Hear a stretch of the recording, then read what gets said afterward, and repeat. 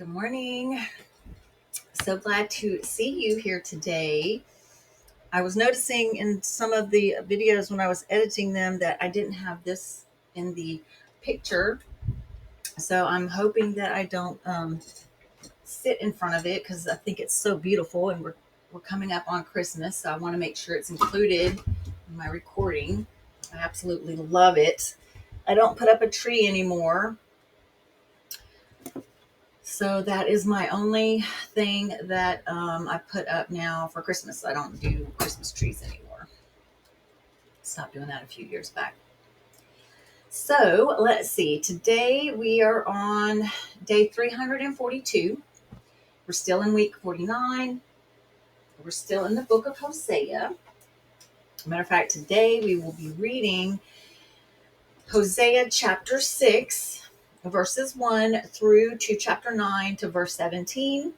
And this particular reading is about God calling Israel to return to him.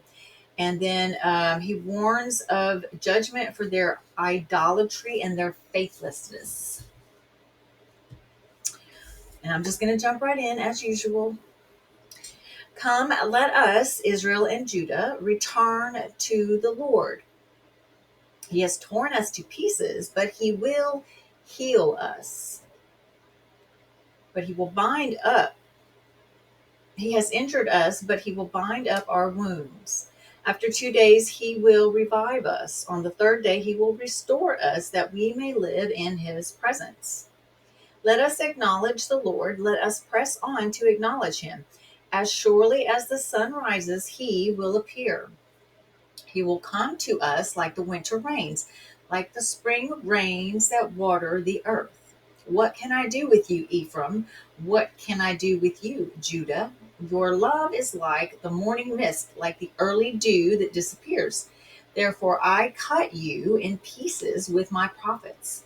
I killed you with the words of my mouth. My judgments flashed like lightning upon you. For I desire mercy, not sacrifice, an acknowledgement of God rather than burnt offerings. Like Adam, they have broken the covenant. They were unfaithful to me there. Gilead is a city of wicked men stained with footprints of blood. As marauders lie in ambush for a man, so do bands of priests. They murder on the road to Shechem, committing shameful crimes. I have seen a horrible thing in the house of Israel. There Ephraim is given to prostitution, and Israel is defiled. Also for you, Judah, a harvest is appointed. Whenever I would restore the fortunes of my people, whenever I would heal Israel, the sins of Ephraim were exposed, and the crimes of Samaria revealed. They practice deceit, thieves break into houses, bandits rob in the streets, but they do not realize that I remember all their evil deeds. Their sins engulf them, they are always before me. They delight the king with their wickedness, the princes with their lies. They are all adulterers, burning like an oven whose fire the baker need not stir, from the kneading of the dough till it rises. On the day of the festival of our king, the princes become inflamed with wine and join hands with the mockers. Their hearts are like an oven. They approach him with intrigue. Their passion smolders all night. In the morning, it blazes like a flaming fire. All of them are hot as an oven. They devour their rulers. All their kings fall, and none of them calls on me. Ephraim mixes with the nations. Ephraim is a flat cake, not turned over. Foreigners sap his strength, but he does not realize it. His hair is sprinkled with gray, but he does not notice. Israel's arrogance testifies against him, but despite all this, he does not return to the Lord his God or search for him. Ephraim is like a dove, easily deceived and senseless, now calling to Egypt, now turning to Assyria. When they go, I will throw my net over them. I will pull them down like birds of the air. When I hear them flocking together, I will catch them. Woe to them because they have strayed from me. Destruction to them because they have rebelled against me. I long to redeem them, but they speak lies against me. They do not cry out to me from their hearts, but wail upon their beds. They gather together for grain and new wine, but turn away from me. I trained them and strengthened them, but they plot evil against me. They do not turn to the Most High. They are like a faulty bow. Their leaders will fall by the sword because of their insolent words. For this they will be ridiculed in the land of Egypt. Put the trumpet to your lips. An eagle is over the house of the Lord, because the people have broken my covenant and rebelled against my law. Israel cries out to me, "Oh, our God, we acknowledge you." But Israel has rejected what is good. An enemy will pursue him. They set up kings without my consent. They choose princes without my approval. With their silver and gold, they make idols for themselves to their own destruction. Throw out your calf idol, O Samaria. My anger burns against them. How long will they be incapable of purity? They are from Israel. This calf a craftsman has made it. It is not God. It will be broken in pieces, that calf of Samaria. They sow the wind and reap the whirlwind. The stalk has no head. It will produce no flower. Were it to yield grain, foreigners would swallow it up. Israel is swallowed up. Now she is among the nations like a worthless thing. For they have gone up to Assyria like a wild donkey wandering alone. Ephraim has sold herself to lovers. Although they have sold themselves among the nations, I will now gather them together. They will begin to waste away under the oppression of the mighty king. Though Ephraim built many altars for sin offerings, these have become altars for sinning.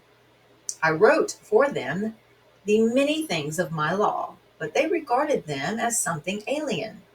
They offer sacrifices given to me, and they eat the meat. But the Lord is not pleased with them. Now he will remember their wickedness and punish their sins. They will return to Egypt. Israel has forgotten his maker and built palaces. Judah has fortified many towns, but I will send fire upon their cities that will consume their fortresses. Do not rejoice, O Israel. Do not be jubilant like the other nations, for you have been unfaithful to your God. You love the wages of a prostitute at every threshing floor. Threshing floors and wine presses will not feed the people. The new wine will fail them. They will not remain in the Lord's land. Ephraim will return to Egypt and eat unclean food in Assyria. They will not pour wine. They will not pour out wine offerings to the Lord, nor will their sacrifices please him. Such sacrifices will be to them like the bread of mourners. All who eat them will be unclean. This food will be for themselves. It will not come into the temple of the Lord. What will you do on the day of your appointed feast, on the festival days of the Lord? Even if they escape from destruction, Egypt will gather them, and Memphis will bury them. Their treasures of silver will be taken over by briars, and thorns will overrun their tents. The days of punishment are coming. The days of reckoning are at hand. Let Israel know this, because your sins are so many and your hostility so great. The prophet is considered a fool, the inspired man a maniac. The prophet, along with my God, is the watchman over Ephraim. Yet snares await him on all his paths, and hostility in the house of his God.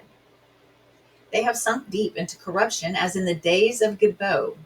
God will remember their wickedness and punish them for their sins. When I found Israel, it was like finding grapes in the desert. When I saw your fathers, it was like seeing the early fruit on the fig tree. But when they came to Baal Peor, they consecrated themselves to that shameful idol and became as vile as the thing they loved. Ephraim's glory will fly away like a bird. No birth, no pregnancy, no conception. Even if they rear children, I will bereave them of everyone. Woe to them. When I turn away from them, I have seen Ephraim like Tyre, planted in a pleasant place. But Ephraim will bring out their children to the slayer. Give them, O Lord, what will you give them? Give them wombs that miscarry and beasts that are dry. Because of all their wickedness in Gilgal, I hated them there. Because of their sinful deeds, I will drive them out of my house. I will no longer love them. All their leaders are rebellious. Ephraim is blighted. Their root is withered. They yield no fruit. Even if they bear children, I will slay their cherished offspring. My God will reject them because they have not obeyed him. They will be wanderers among the nations. Okay, now we're going to move into New Testament, and we are starting another brand new book. Actually, the next couple of weeks has a lot of short books that we're going to have. This is going to be 3rd John, chapter 1, verses 1 through 14. And in this book, John commends hospitality to faithful servants and warns against divisive individuals in the church. So, yes, always, if you get around anyone that wants to gossip about someone else under the guise of prayer, if they're wholeheartedly, truly discussing their issue in regards to a way to help remedy it, that's one thing. And it should be with just a select few, not the whole congregation. If that is the case, then of course, that's fine. But anyone that just sits there and talks about someone else and pretends like they want to pray for them is gossiping. And I don't know, there's a lot of times the word gossip and gossipers comes up in the Bible. So steer clear of gossipers. Okay. They're not good. Okay. The elder, to my dear friend Gaius, whom I love in the truth. Dear friend, I pray that you may enjoy good health and that all may go well with you, even as your soul is getting along well. It gave me great joy to have some brothers come and tell about your faithfulness to the truth and how you continue to walk in the truth. I have no greater joy than to hear that my children are walking in the truth. Dear friend, you are faithful in what you are doing for the brothers, even though they are strangers to you. They have told the church about your love. You will do well to send them on their way in a manner worthy of God. It was for the sake of the name that they went out, receiving no help from the pagans. We ought, therefore, to show hospitality to such men so that we may work together for the truth. I wrote to the church, but Diotrephes, who loves to be first, will have nothing to do with us. So if I come, I will call attention to what he is doing, gossiping maliciously about us. Not satisfied with that, he refuses to welcome its brothers. He also stops those who want to do so and puts them out of the church. Dear friends, do not imitate what is evil, but what is good. Anyone who does what is good is from God. Anyone who does what is evil has not seen God. Demetrius is well spoken of by everyone, and even by the truth itself. We also speak well of him, and you know that our testimony is true. I have much to write you, but I do not want to do so with pen and ink. I hope to see you soon, and we will talk face to face. Peace to you. The friends here send their greetings. Greet the friends there by name. All right, now we're going to read Psalm 126, verses 1 through 6. And this is a song, a joyful reflection on God's restoration with hope for future blessings. When the Lord brought back the captives to Zion, we were like men who dreamed. Our mouths were filled with laughter, our tongues with songs of joy. Then it was said among the nations, the Lord has done great things for them. The Lord has done great things for us. We are filled with joy. Restore our fortunes, O Lord, like streams in the Negev. Those who sow in tears will reap with songs of joy. He who goes out weeping, carrying seed to sow, will return with songs of joy, carrying sheaves with him. And last but not least, we have Proverbs 29, verses 12 through 14. And in essence, this reading is about how corrupt leaders poison justice and fairness ensures stability. If a ruler listens to lies, all his officials become wicked. The poor man and the oppressor have this in common. The Lord gives sight to the eyes of both. If a king judges the poor with fairness, his throne will always be secure. All right, guys, that concludes today's reading. We've got one more day left of the week, and we will be on to week 50. And then after that, we will only have 2 weeks left after week 50. We're right there. Okay, guys. Well, I hope that you have a great rest of your day. I love you, and I will see you back here tomorrow. Bye now.